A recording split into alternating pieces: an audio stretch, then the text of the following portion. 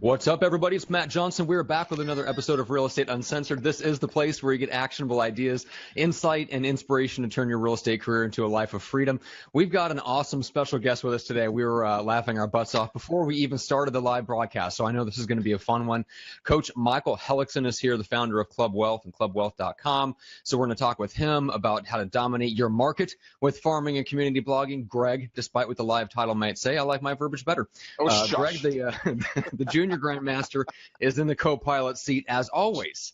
Greg, what is up today? Man, I own my part of the show. I write the title, not you. You can control the back end. I control the front end. Huh. All right. No, but I'm super pumped, dude.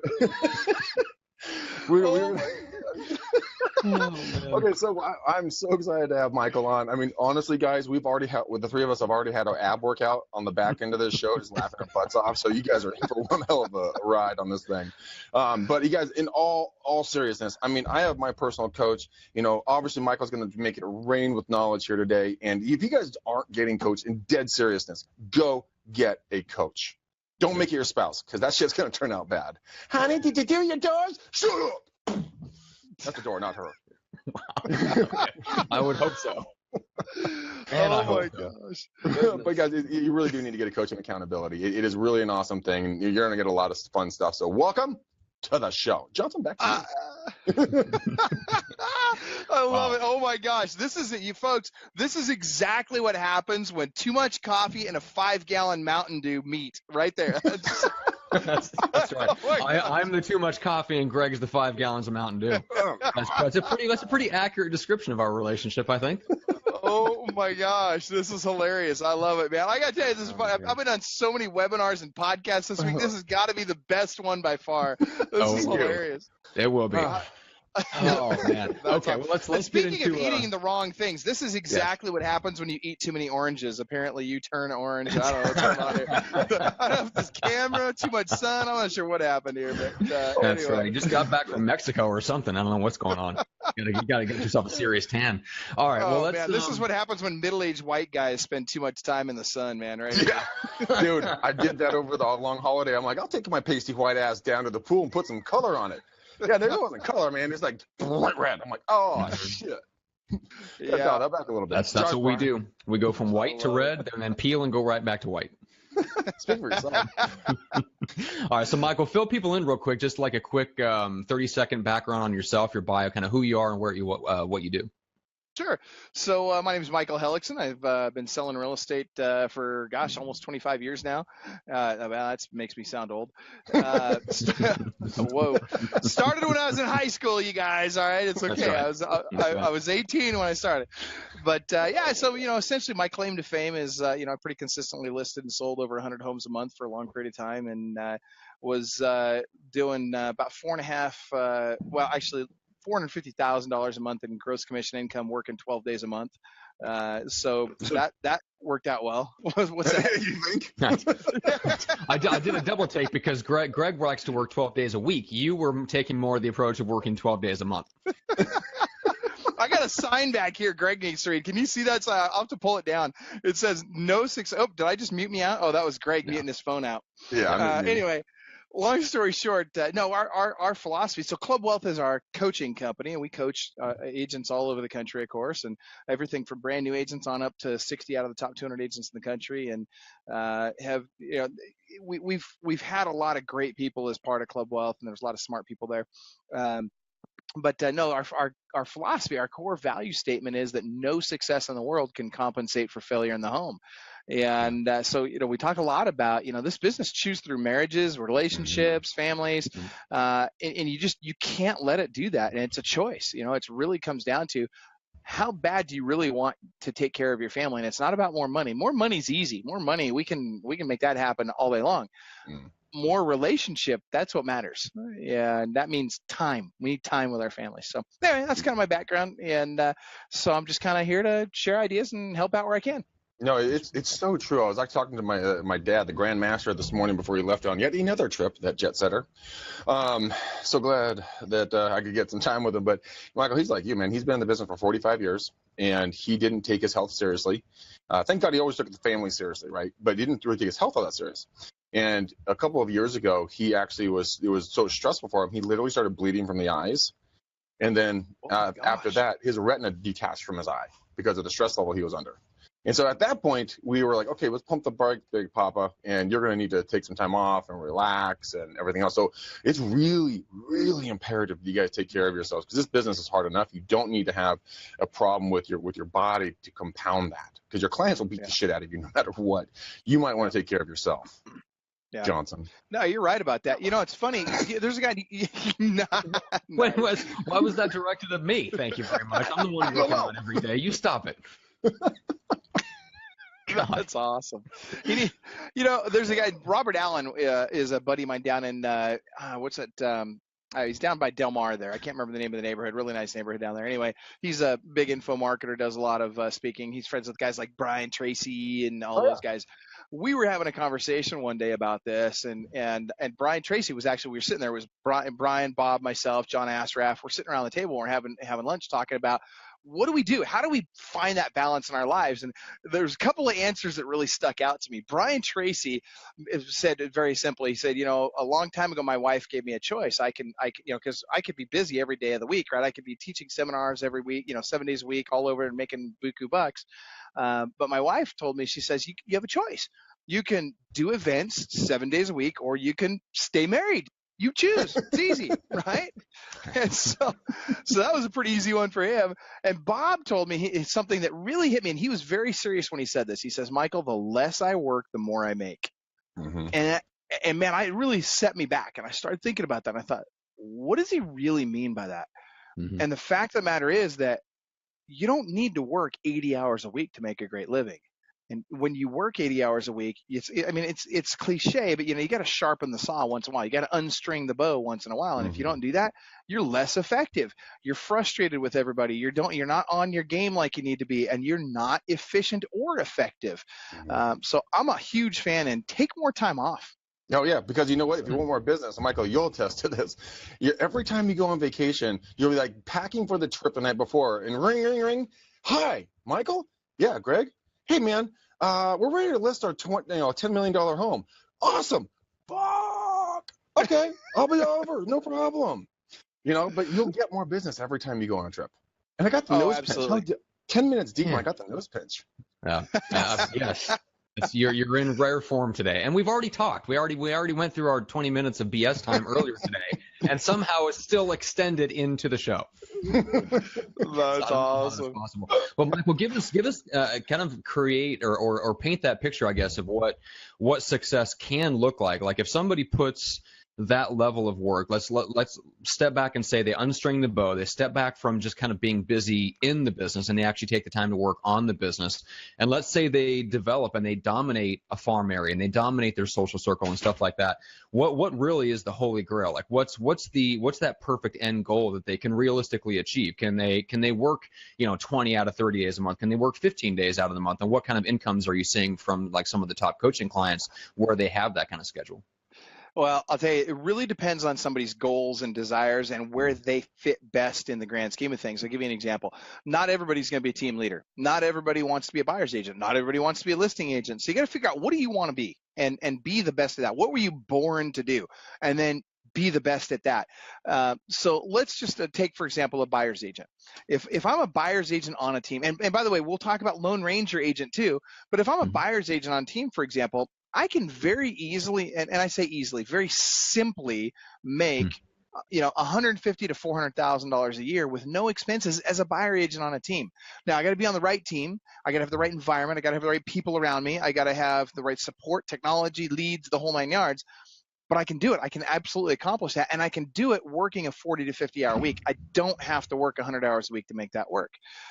Let's say I'm a listing agent on a team. Same thing. A listing agent on a team, I should be able to make anywhere from 250 to, I would say, 500,000 a year in most markets is where a listing agent will cap out. Again, a listing agent, if I'm a listing agent on a team, I'm working 5 days a week. I'm not working Saturday and Sunday at all, ever, and I'm not working very many evenings either. Heck, when I was out listing houses, I was doing 50 to 75 listings a month, not counting REO, not counting anything the team was doing, just 50 to 75 houses a month myself, working 12 days a month. you can do that. It's possible, and people just have to think differently about it. The problem is that we show up to work and we do everything but work. We do all this busy stuff, right? I mean, it's true though, right? So true. That is true. Unless is it Midori? Is that her name in the back there? Unless I'm Midori. Now she works. She's a hustler. So she's a gangster. She's a real estate gangster for sure. She is. She does not screw around. So, but that being said, if I'm a team leader, here's the income potential for a team leader. And look, don't think that just because they make more money, you necessarily want to be a team leader, because there's a lot of risk involved in being a team leader. I mean, I could lose $20,000, $40,000, $50,000 in a month easily as a team leader. But what does the income potential look like, and what does that schedule look like? We have clients, multiple clients right now, who are what we call out of production. That means they literally do not work on their teams at all anymore. They don't go out and go on listing appointments or buyer appointments. They maybe put in an hour to 5 hours a week on their entire team, and they're taking home $1.5 million a year. That's very doable. You can accomplish that, but you have to approach it with that end in mind. It's like Napoleon Hill, right? Begin with the end in mind. Mm-hmm. Very true. So how do you? I mean, I know that's part of your secret sauce, but maybe not everyone wants to be the $1.5 million being a team leader. But for the beginning agents being, working with buyers, lowest hanging fruit, where's that starting point for them? I mean, how can they? They see that and this like, oh, $300,000, oh, hell yeah. How do they get there? I mean, well, I'd start with this. If I'm a brand new agent today, first thing I'm going to do, this go at it alone and start off as a brand new agent trying to do your own thing. That is not the solution. First thing I would do as a brand. Shut up, Johnson.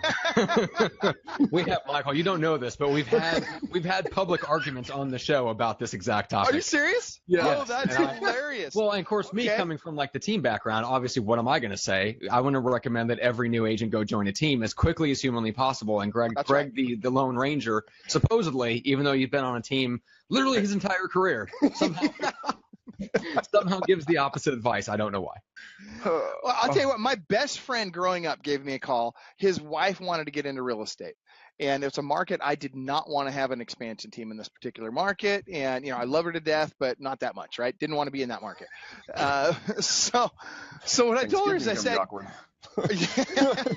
no, she's wonderful. She's probably watching this right now. So Jessica, if you're watching this, love you to death. You're wonderful. All right. So check it out. So what I did was I told her, I said, go get me a list of every team in your market. Go find, I don't care what brand they're with, just find every team in your market and let's start analyzing every team in your market. We're going to narrow it down to the ones we want to interview. Then we're going to interview these teams and we're going to pick a team for you to be on. She got on team, was successful right out the gate. I can tell you, for every one of those stories, there's 100 stories of agents that go out and try and be the Lone Ranger and fail. Oh, sorry to let you down there, Greg. I totally thought I was going to be like, oh, gotcha. No. Nope, not quite. Because here's the reality. If I do that plan, if I go out on that plan and I'm the Lone Ranger and I say, I'm going to go be on a team, guess what happens? They provide me with leads. They provide me with training. They provide me with, if they're doing things right, daily accountability. So they've got a daily huddle for a half hour a day where they're teaching, training, and holding me accountable. They've got meetings once a week. They've got call nights once a week. They've got team events. They've got support. They've got technology, systems, structure, help, everything I need to be successful. All I got to do is freaking show up. If I fail in that environment, it's me. It's my fault, right? It's definitely not the environment at that point. Anyway, can you tell I'm a little passionate about teams? Yeah, a little bit, yes. Yes. And you know what? Thank you, Michael. You can take up your friendship card and tear it up because now you have subjected me to a lifetime of bullshit from him. That's all right. I got Midori. I'm okay. I'm good. Still be my friend. I'll send her all my referrals. And she'd kill it for you. Oh, my God. I've heard that. Oh, my God. That's funny. It really is. All right. Well, I completely agree, and here's why. Now there are some people, and I think this is, Greg, where you come in. You have, for whatever reason, the self-leadership ability to create a structure for yourself and plug yourself into it. Now, for the rare people out there that fit that profile, it's not necessarily a personality profile. It's really about, it's your behavior, it's your decision making, it's where you're at in life and how big your why is and all that stuff, right? So if you're that person and you have the self-leadership ability to create your own structure that you then plug yourself into and hold yourself accountable, by all means, Like, go out on your own, build your own structure, make 100% of the profit, and good on you. Most people are not that. And if you come from a corporate job where they do not even allow you to do that, where you have come from being plugged into a structure, it will be very difficult for you to go out and create a structure that you then plug into for yourself. That's where most people find themselves. Right. And that's why I didn't want to necessarily go down that road of like team versus solo, but I think that is the difference. And it's really that skill set of self-leadership that determines who's going to be successful and who's not. And since most people haven't, it's a muscle that you have to build. It's not that you can't get there. It's that is a muscle that most people have been allowed to atrophy over however many years of working in a corporate environment. Well, with that in mind, yes, but then that might be where we divide on our point of view, because from day one in business, it was kill or be killed. You screw up with a $25,000 mistake. So my mindset is I had to freaking make it work. There was no discussion. There was no support system. There was no one like, oh, it's okay, you screwed up. Just go on your merry way. It's like, no, dude, you just lost 25 grand. Mm-hmm. That sucks, doesn't it? Want to do that again? Oh, you don't? Oh, okay. Oh, good. That's how I learn. You know, see, I think in all fairness to the audience, I think we got to call it what it is. I think really deep down, all of us believe in teams. I think Greg just drew the short straw and had to debate the other side because we needed a point counterpoint. So, I mean, let's call it what it is. I wish that was true. You're being very kind to him right now, Michael. All right, well, let's talk about the whole taking 50 to 75 listings a month outside of REO, which I didn't know that part of it. Yeah. I figured a good chunk of that was REO. You're telling me that you were taking 50 to 75 listings, working 12 days a month. You're taking 4 to 6 listings every single working day, and that was not essentially leads that were handed to you by a bank. These are actual residential sellers. Yeah, that is insane. It didn't start that easy. But that's getting to that point. It took me to get to that level, to get to the 50 to 75 a month, probably took me 12 years. Actually, that's not true. It didn't take me quite that long. It probably took me 5 to 8 years to get. I think a 30, that 25 to 35 listings a month was probably that 5-year to 8-year mark. And then once I hit 8 years or somewhere thereabouts, I started hitting the bigger numbers. But here's how it happened, right? So it started out, I had to learn to do things the hard way, right? I was calling FSBOs expired, notices default, circle prospecting, cold calls, whatever I was doing. Mike Ferry was my first coach, back, 25 years ago when he was a young spry, 95 years old. That's terrible. I can't believe I just said that. I'm so sorry. Sorry, Mike. There's a hit squad out on you right now, Michael. There's men in black scaling down from a chopper over your house right now. What's really hilarious is he's actually following me on social media now. He's opted into all our stuff with his actual email. It's hilarious. Anyway. So he's going to watch this. Oh, he's probably, who knows? He's probably watching around. But Mike, it's okay. You should watch this. You'll learn some stuff. All right, so here we go. So, anyway, John, listen. And the hole gets bigger. Terrible. I know. It's horrible. Listen, Mike's a great guy. He taught me a lot of stuff. And if it wasn't for him, I wouldn't have learned to pick up the freaking phone, right? I mean, and let's call it what it is. For most of us back in that era, right, back in the dark ages, we learned how to pick up the phone because Mike taught us how. And you know what? That's awesome. We needed to learn how to do that. And you'll notice that a lot of the big producers today were his coaching clients way back when. And so here's the deal. I got good at doing those things, and I learned that I freaking hated them. Just hated them. I mean, every day I'm chasing business.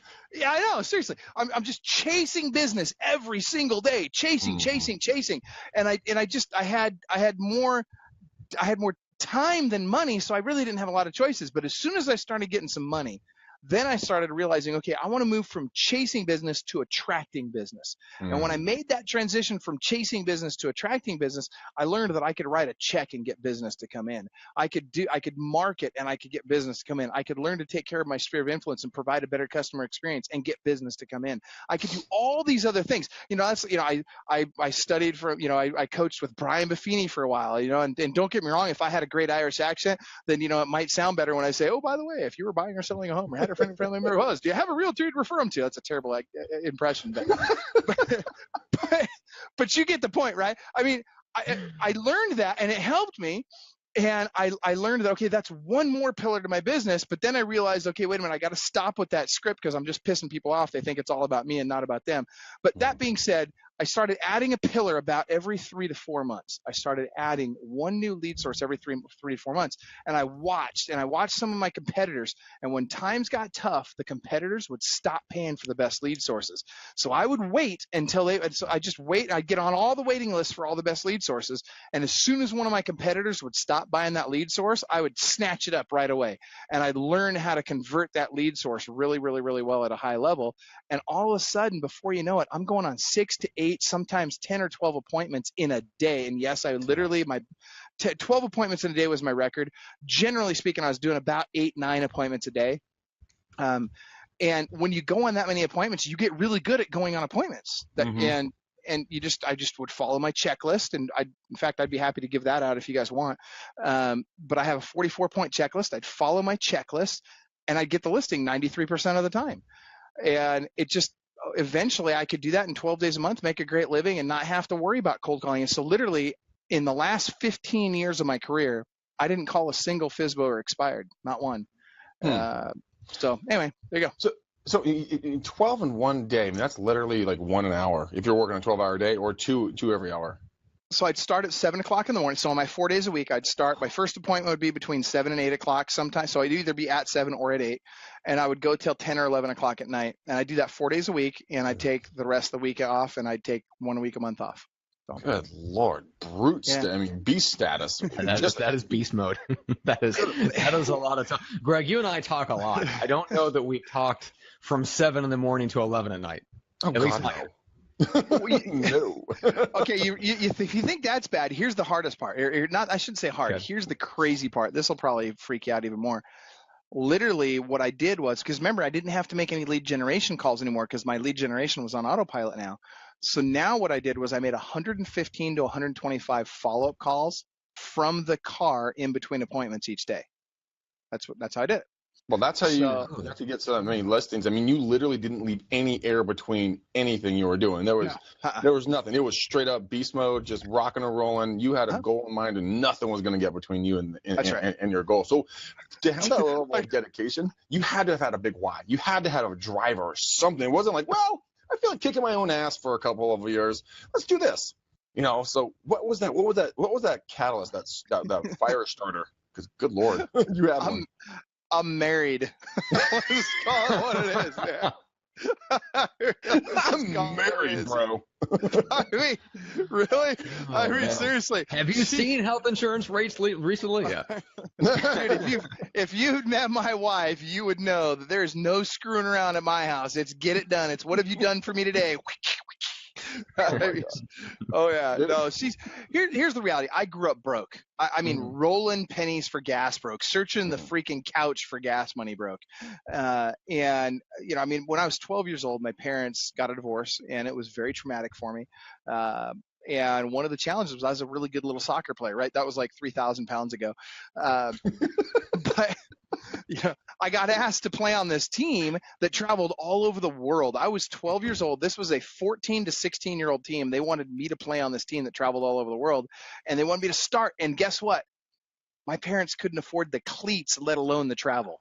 So I didn't get to play. And that, let me tell you, that was a hard thing for me. And at that point in time, I made a decision that my kids were never going to have to choose between what they wanted to do and what they could afford to do. And that just became a driver for me in my life. And so that's why I got my real estate license when I was in high school. So yeah, it's totally true though. I mean, that kind of driver, I mean, we can joke around all damn day, but that kind of drive behind anything, it wasn't even a choice to do the work. It was getting done. These were your listings. These were your clients, and a story. You were going to do what it took. Well, and it's case in point. I mean, you probably know Verl Workman, right? Mm-hmm. So Verl's a buddy of mine. So he calls me up one day and he says, Michael, I want to come out and I want to go on listing appointments with you. So you were talking about how focused I ended up being. And look, let's call it what it is. Most of the people listening to this are not going to have that level of focus, and you don't have to. You don't have to be that laser focused to have great success in real estate. You just don't.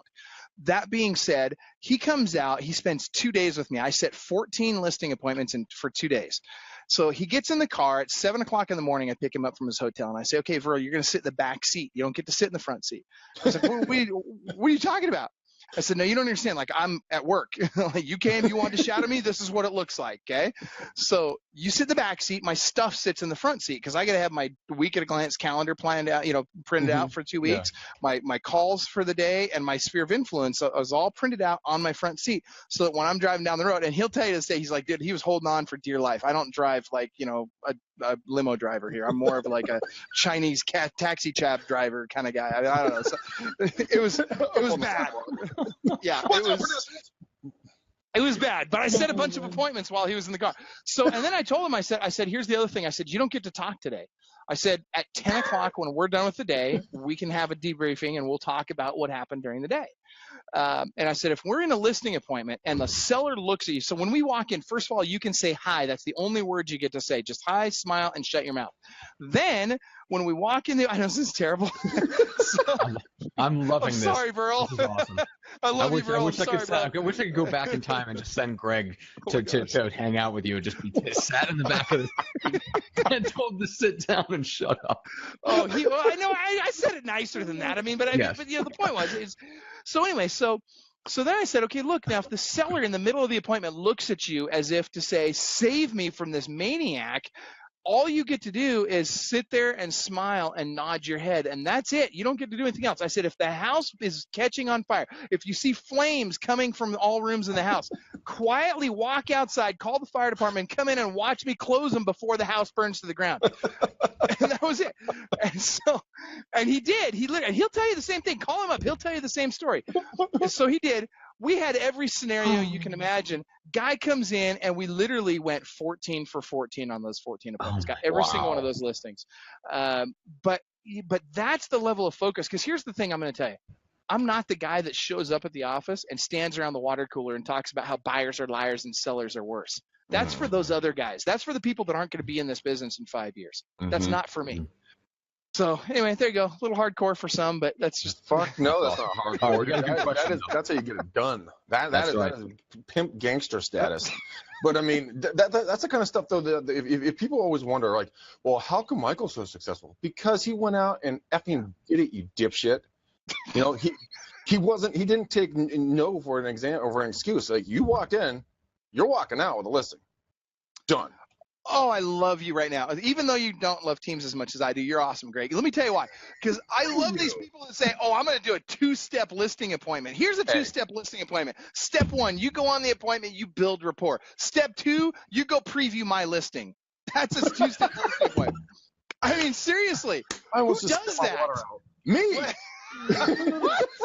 Are you serious? No way. Oh, that's funny. This is, oh my gosh. We were playing off each other quite well today because you're like, these fucking idiots that do 2-step. I'm going, excuse you. I resemble that comment. I had no idea. Seriously, I'm sorry, man. I didn't know. That's awesome. Oh, I know, but I loved how you said, step 1, go to listing appointment. Come back. Step 2, preview my listing. I'm like, ooh, I'm glad we don't work in the same market. I'll tell you, and you know what? I learned that from a guy in my market. I learned that from John Schlombusch. The guy's a freaking rock star, consistently 25, 35 listings a month. Why? Because he doesn't walk out without a freaking listing. I mean, there's no reason. If you're there, they need you. If you're, there's no other reason for you to be there. So if I'm there and I know they need somebody to sell their home, guess what? I'm not going to risk them getting in touch with some loser that's going to screw it up. I'm going to save them from that. I'm going to get it listed, take great care of them, get them what they want in the time they want with the least amount of hassle, and I'm going to get paid a boatload of money to do it. We definitely don't want them listed with Bob from Remax, Matt. No, definitely not freaking Bob. Yeah. All right. Well, we have a good question here. So Denise Judson asked, what kind of lead sources will bring leads to you without cold calling? So Michael, what were some of your lead sources back in the day? How about this? I'll give you. That sounded bad. It sounded like Mimi Asai. How about that? No. Anyway. I knew Greg would recognize that. All right, I'm speaking his language. I get it. Now I understand. I'm speaking his language. All right. This is just so wrong. Best lead source for sellers on the planet, period, bar none. Absolutely the best listing lead source ever is leadslikecandy.com. Period, end of story. Now, I'm going to be transparent. That's my affiliate link into a company called ZBuyer. It gets you a discount on their service. I will tell you, very consistently, I was listing between 8 and 20 homes a month out of that one source. And I'll tell you that my best month, I listed 30 homes out of it. And we have clients all day long in markets all over the country right now who are listing 5 to 12 homes a month out of that one lead source. What makes it so much better? I mean, honestly, why does it stand out? And I'm not trying to be, I just don't know. What? No, it's totally okay. Look, we know you drew the short side. It's no big deal. So the reason it's so much better is because, number one, most agents screw it up. They don't know how to handle it, right? They're terrible at converting those leads. That's why they get bad reviews online all the time from weak agents. You want to find out who the weak agents are in your market? Go look at the bad reviews about those guys. Those are the weak agents. Seriously, it is what it is. So it's like Sunday morning reading. Oh, let's see what dipshits on Zillow today, honey. Oh, look at Bob over at Remax. 4 negative reviews. No weak. Dude, I don't know who Bob at Remax is, but I'm feeling bad for him right now. He's an inside joke that we picked up one day. I'm like, fucking Bob at Remax. And Matt's like, yeah, Bob at Remax. And we don't know Bob at Remax. I'm sorry for you, Bob, but it's not you, buddy. It's not you, Bob. It's the other Bob. Nice. It's the other Bob. Well, check this out. So the other reason people screw this up or agents screw this up is because it's a lead source where they're looking for an investor to make an offer on their home. And most agents, one of two things get in the way.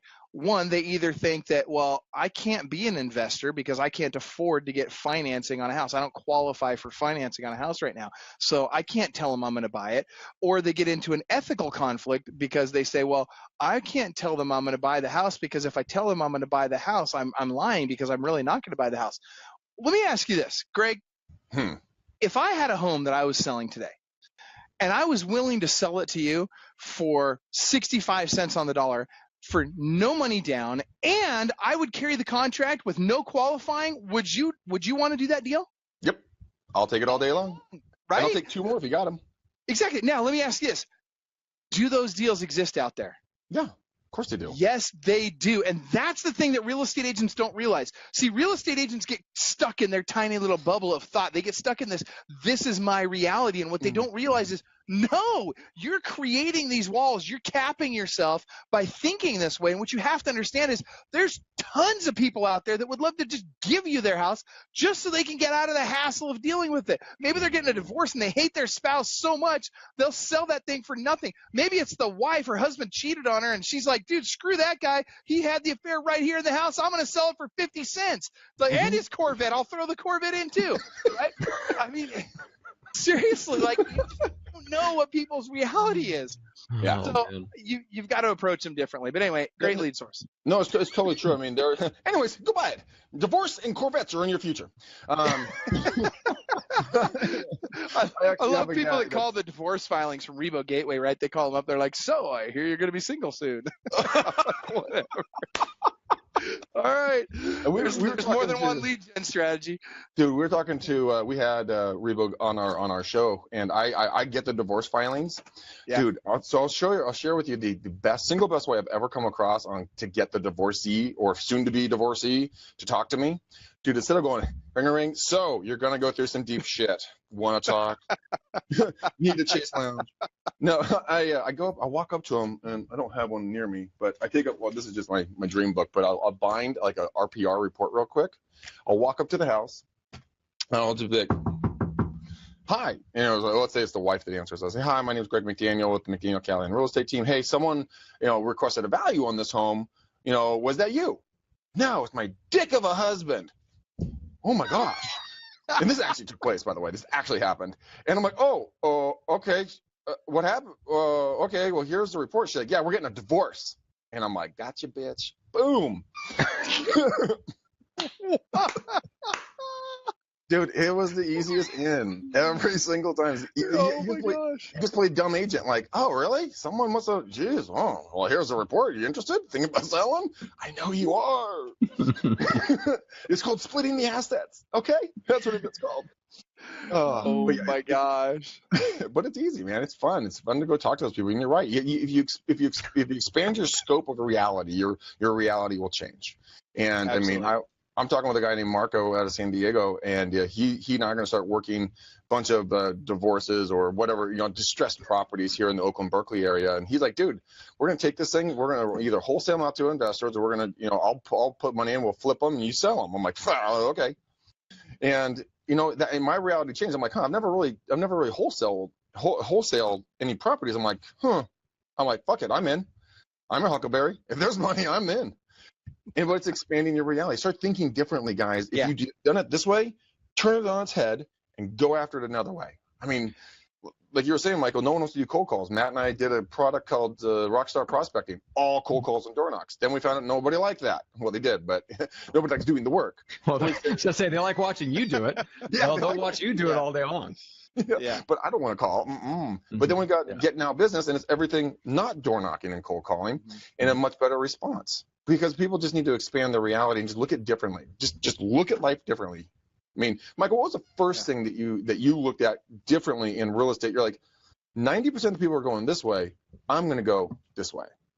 How about this? Not the first thing, but the biggest thing that I looked at differently.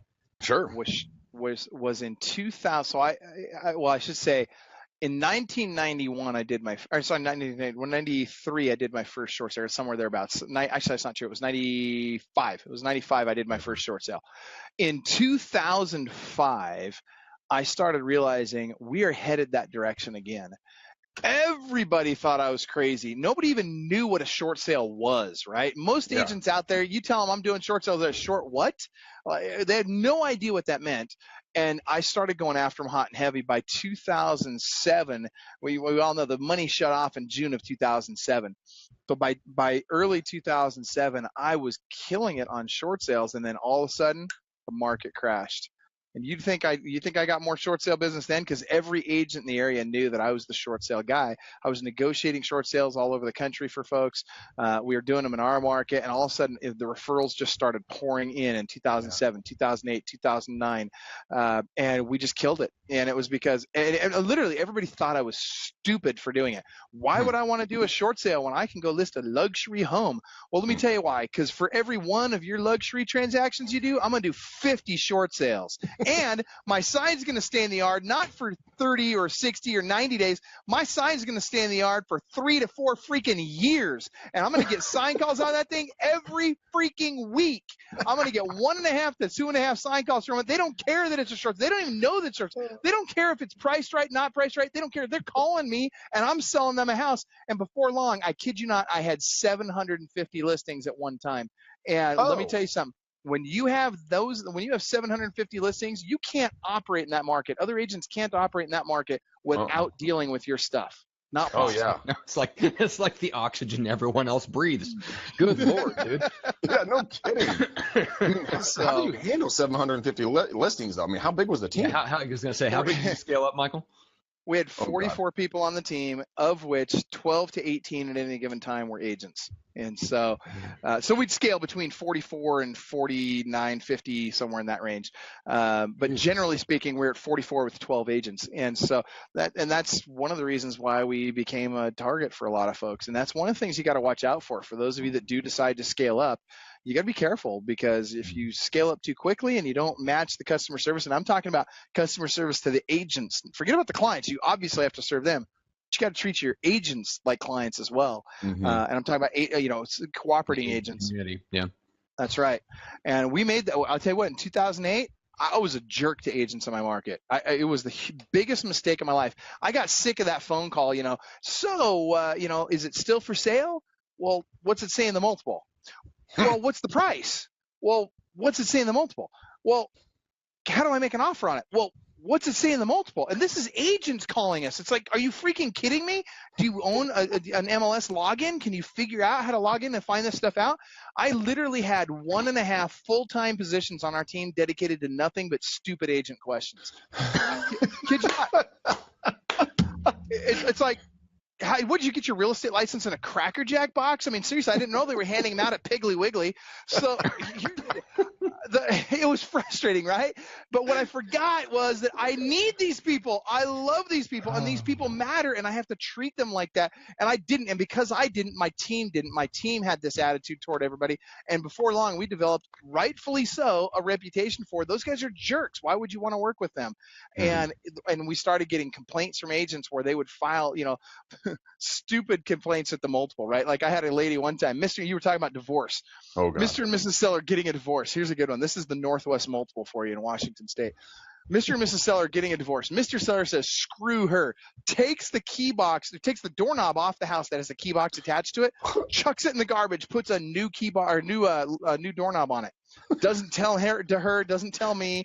The next day, an 80-year-old freaking Windermere agent. Yeah, I just called you guys out. Just kidding. I love you guys. All right. But this 80-year-old agent literally goes out to show the house. There's no key box on it. My listing says there's a key box. I'm in violation, right? But I have no way of knowing this. Guess how much the fine was?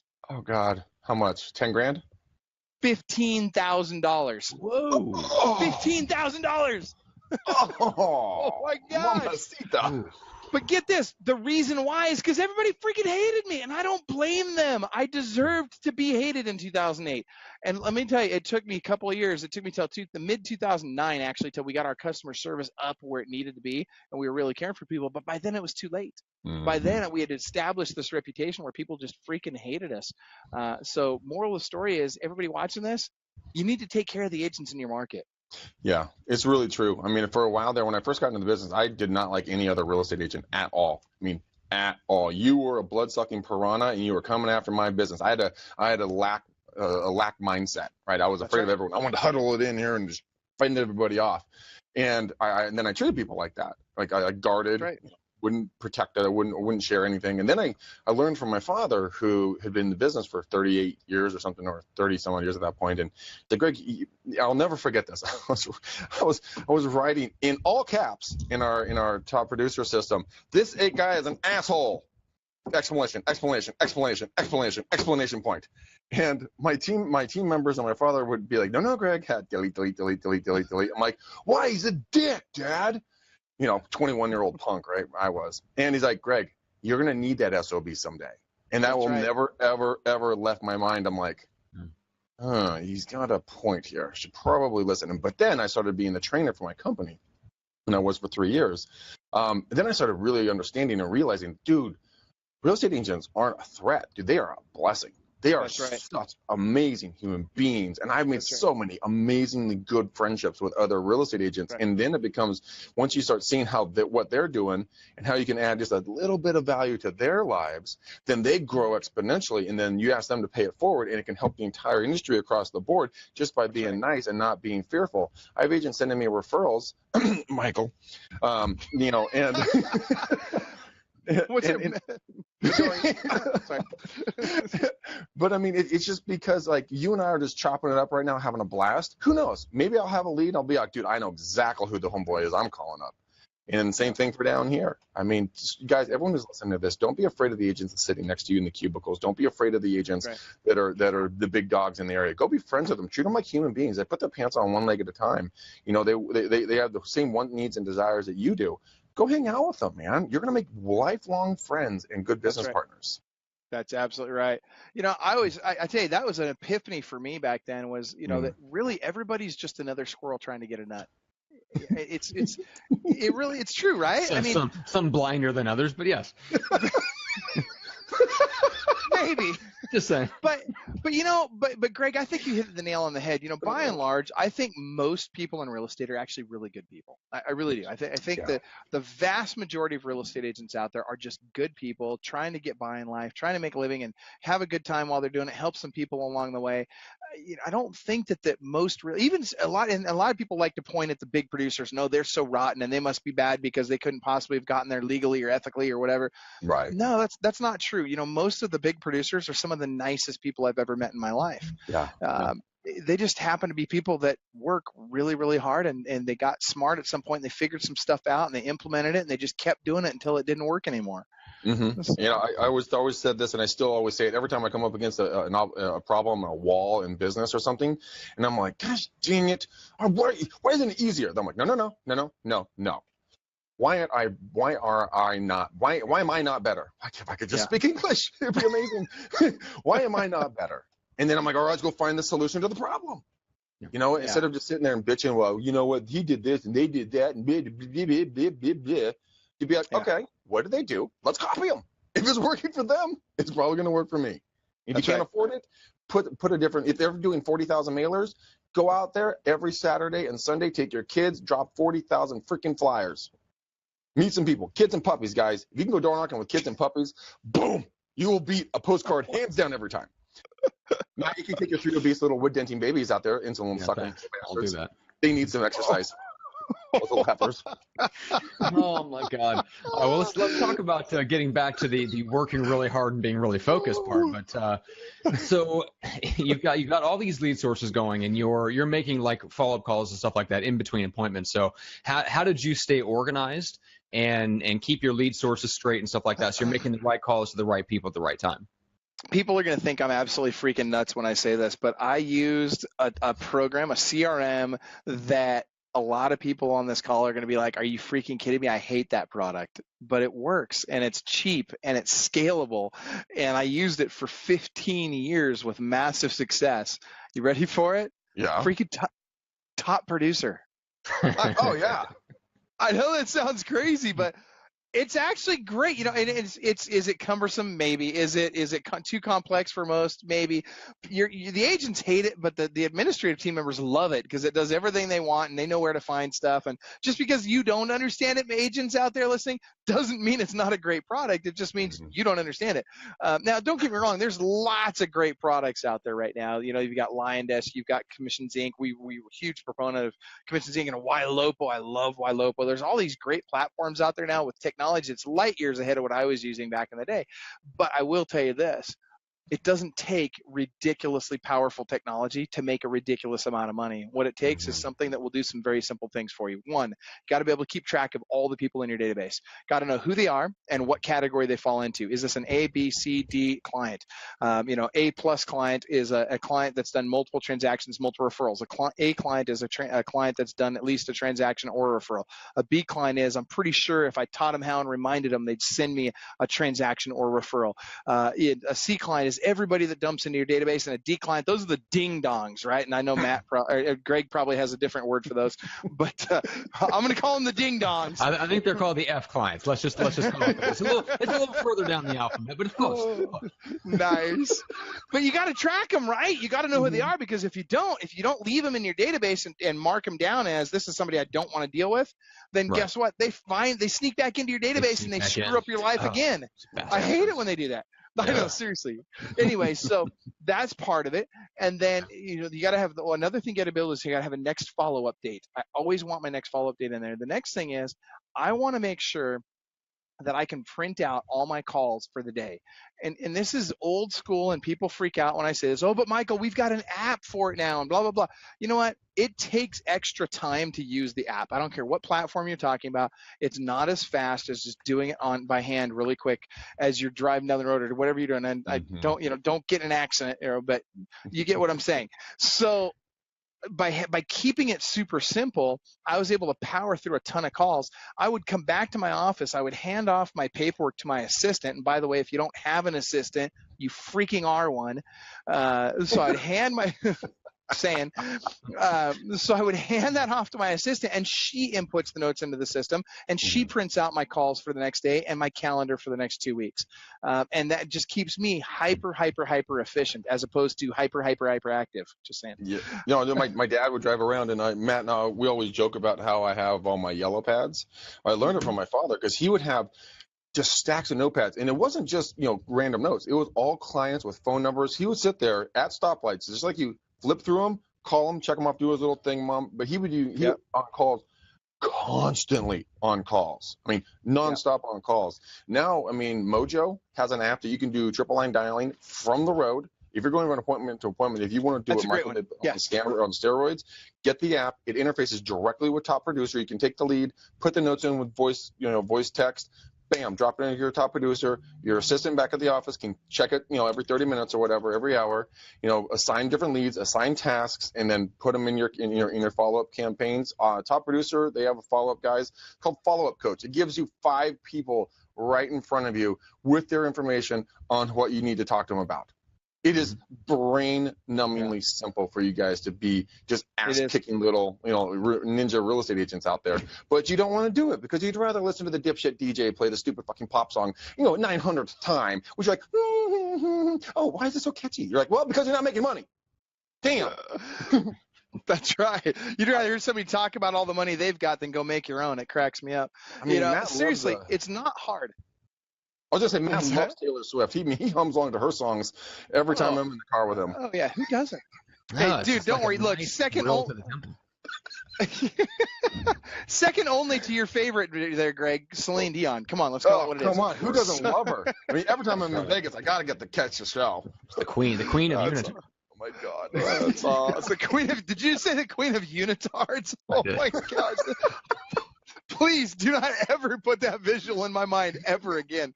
That was horrible. I'm going to have nightmares tonight thanks to you. Oh, my gosh. Seriously. Way to screw me up all week long. All right. So here's the deal. You guys, you got to pick up the freaking phone, right? I mean, this is a voice-to-voice and face-to-face business. Now, that being said, I'm all about technology. I'm all about things like video text, for example. You can increase your conversion rates by 50% by using video text. That's an easy thing to do. I'm also really tenacious about follow-up. First of all, you get 30 seconds to get to a lead. If it's an online lead comes in, you literally have 30 seconds to contact them, or it's too late. In the first 5 minutes, the average online lead will get 5 phone calls from agents in the first 5 minutes. What's interesting is if you're in there in the first 30 seconds and you keep them on the line for 5 minutes, guess what? Yeah, now everybody's going into voicemail, all right? So I'm liking that. So then you got to have your tenacity, right? So we have a lead follow-up strategy that's very simple. It's 3 times a day for the first 3 days, 3 times a week for the next 3 weeks, and 3 times a month for the next 3 months. Now, that's not just calls. That's call, email, text, voicemail, call, email, text, and video text. And you have to do all of them, every one of those. Then you got to make sure every single person you can, you stalk them on social media, get them into Facebook. Oh my gosh. Dude, that's Greg's favorite thing, man. He is the world. He is a world included in if you buy 2 packages of real estate stalking, I'll give you the second trench coat for free. You can buy now. Limited inventory. We should come out with a product like that. I would do that together with you. That'd be a fun product. Dude, we would laugh so hard. I don't know if they could understand this. I would totally do that. I would absolutely do that with you. I say we do it. Trench coats, dark glasses, the whole night. The little squiggly Secret Service thing, Oh my God, we're so doing this. We're gonna get together and we are so gonna film this. And Matt's gonna cringe the entire time, like, how am I associated with these 2 fools? Oh, dude, we're gonna be stalking him in his unitard. That's what we're gonna do. He's gonna be like, we're gonna make him do his part of the presentation in a mankini. That'll be terrible. Oh my God! I can't believe I just said. I got a buddy that lost a bet. I kid you not. He wanted to prove to the world that he could get outside his comfort zone. So he literally goes on stage in front of 2,500 people in a mankini. Wow. Presents for an hour in a mankini. I couldn't believe it. Oh my gosh. Oh my God. Bright yellow. Oh, it's terrible. Oh. I gotta see what means. Terrible. Oh yeah, man. This just took a turn for the worse. Okay, let's go back. Somewhere Freddie Mercury is wondering where that guy bought it from his garage sale. Yeah, seriously. All right. Oh, so man. Somebody asked earlier what the hell we're doing on this thing, trying to figure out what are we selling. Nothing. So I don't know what they're ignoring. It's all across the bottom of all of our stuff. Go to clubwealth.com and guys, they should go. So first of all, they should go to clubwealth.com and check that out. All the information on your coaching and all that good stuff is there. But then tell us a little bit about the Facebook group and what goes on there. Well, first of all, on the website, it's not just about look, if you buy coaching, great. If you don't, great. It's not going to affect my lifestyle whether you buy coaching or not, right? So we don't pander for business. What we do is we give away a ton of free stuff on the website. You want to learn how to get 50 to 150 people out to your next open house? Go watch the hour-long free video and download the free 79-point checklist on exactly how to do that. It'll blow you away. I mean, seriously, it's everything you could do in your business. You'll be able to find it on one of our blog posts. The Facebook group is the Club Wealth Real Estate Agent Mastermind group on Facebook. We got about, I think today we've got just over 14,000 members. It's a good group, growing. We're adding a lot of members all the time, and it's also free. In fact, can I put it in the chat here? Can I stick the link in there? I think so, yeah. The link in there. Oh, it doesn't like me. It won't let me put the link in there. So Matt will do it. I don't know. It just won't let me. It's telling me that, Michael, you don't have the clearance level to put a link in here at all. So apparently the mankini joke was a little over the top. I think I think Matt's caught me on lockdown. Anyway, so long story short, the Facebook group's awesome. We don't let people post stupid stuff in there. So if you go in there and post an open house or a listing, we're just going to kick you out. We're not going to warn you. You're out. We're done. We don't have time for it. You go start posting stuff like, hey, dress in a trench coat and wear dark glasses and you'll get more business. Guess what? Not happening, right? We'll just boot you right out of the group. We'll delete your posts because we don't do stupid posts in there. Because the people that are in that group, they just don't have time for it, and it's mostly people that are pretty successful in the business. We got a lot of team leaders, a lot of team members. I'd say our average agent in that group is probably doing at least 3-4 times the average real estate agent in the marketplace. So, be careful what you post in there, but enjoy and learn lots. Mm-hmm. Very cool. Yeah, high level stuff, and it's totally true. Don't waste, if you want to get ahead, guys, and you want to talk to top agents, don't waste their time. Don't ask dumbass questions. Go in there with a laundry list of questions to ask them. Be intent about it. Come back to them. Michael, if I came to you and I said, Michael, I have 10 questions for you. You might think they're stupid, but if I say I'll do anything you tell me, I do. You tell me the answers to them. I come back in 2 weeks. I say, Michael, this is my questions. These are my responses. What's next? Would you spend more time with me, even if you thought they were dumb questions? It depends. It depends on if you did what I told you to do last time or not. Oh yes, I did. I did do it. Yeah. Okay, yeah. As long as you did it, as long as you followed my advice, then yeah, I'll help you out. Absolutely, I'm happy to do it. The thing that drives me nuts is when you come to me and like we'll do a strategy session for anybody, right? If you want to do a strategy session with one of our coaches, not a sales guy, but a coach that does a lot more business than you do, so regardless what level you're at in the business, we have somebody in Club Wealth that produces at a higher level that's one of our coaches, and they will literally sit down with you for an hour and they'll do a free strategy session with you. Well, if you're going to do a strategy session with a guy that makes $2, $3, $4 million a year, don't you think you should take his advice? Mm-hmm. I mean, if I'm brand new in the business, the worst thing that I can start doing is taking advice from everybody. And that's what most of the people do. Everybody has an opinion, and the most expensive advice is the free kind, right? So stop taking advice from morons. And that's wrong. I got to be nice. Stop taking advice. You've got me on a roll, Greg. I don't know what's going on. So, well-meaning people that don't do a lot of business. Yes. Correct. Thank you for that. That's right. So, but you can't take advice from those folks. And if you haven't been to Mount Everest, I'm not taking your advice on how to climb it. It's not happening. Yeah. So. Why am I the culprit, by the way? I don't know if this smoke is fire. I'll put it this way. We in Club Wealth, if you were on our stage, for example, we do our big event every year, or 2 of them a year.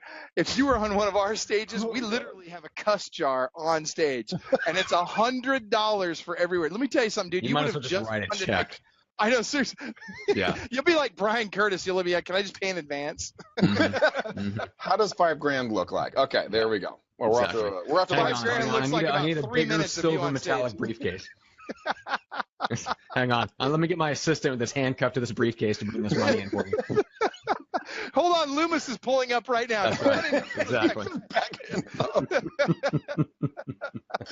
I seriously, my cheeks hurt. My cheeks seriously hurt. Matt, we are at Bingo, mi amigo. We are at Bingo. Right on. Oh, okay. Guys, get wealth. No, you got me thinking about wealth. Get business now. Get business now. We'll put the link in here in a minute, guys. It's our class. We are going to be starting next Monday, June 5th.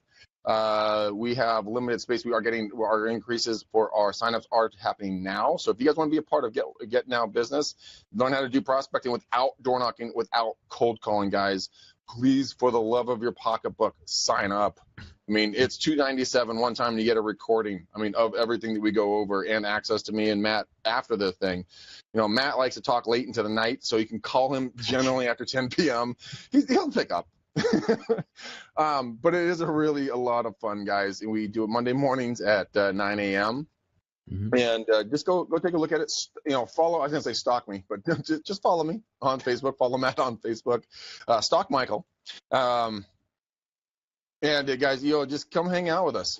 It's a lot of fun. We love having you guys here. Everything, Michael and I, we're sitting here laughing, chopping it up. Matt, we're all having a great time. But we do this stuff because we love you guys. I mean, we wouldn't spend our time on these calls, on these videos, on anything else if we didn't truly love you and want to see you succeed. So reach out to Michael for coaching. You can obviously tell the guy has done a shit ton of business. He can probably get you to where you want to go. And you know what? Matt and I, we want to help you get to that first step. So either way, guys, reach out to us follow us all on Facebook. Reach out to Michael for coaching. Reach out for me and Matt if we can ever do anything more for you, because we want to see you guys live the life of your dreams. No joking around about that part. Yep, absolutely. Matt, what do we have on the show, buddy?